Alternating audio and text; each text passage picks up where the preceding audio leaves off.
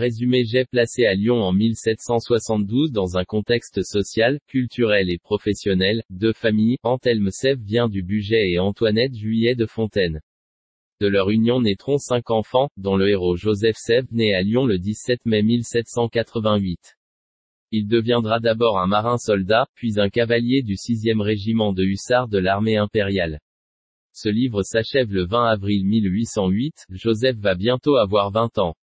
Les historiens du XIXe siècle en ont fait un personnage sans grande valeur, placé dans la marine par son père pour s'en débarrasser et ne plus avoir à s'occuper d'un enfant bagarreur, belliqueux et sujet à tous les problèmes. Or, après de longues recherches à étudier la vie de ses parents et de ses grands-parents, et avoir compris ce qu'était devenu Joseph Sève plus tard, j'ai découvert un personnage étonnant et attachant.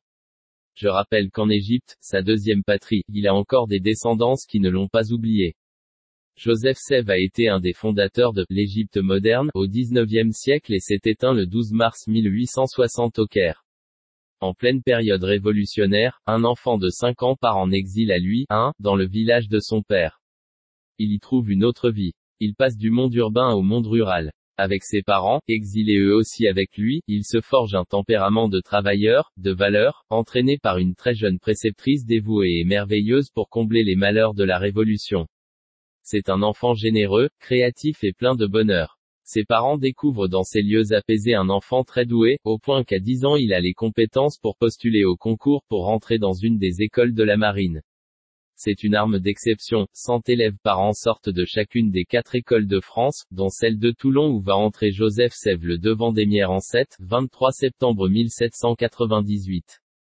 À 16 ans, il entre à l'école de l'artillerie de marine pour devenir officier mais, ayant failli perdre la vie à Trafalgar, il réussit à retourner à terre et à continuer son ascension vers la gloire.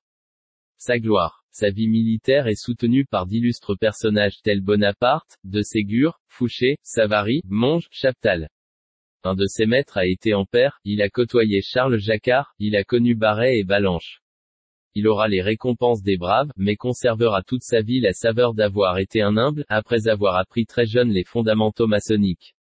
Si cette lecture vous décoiffe, alors bon vent et joyeuse découverte.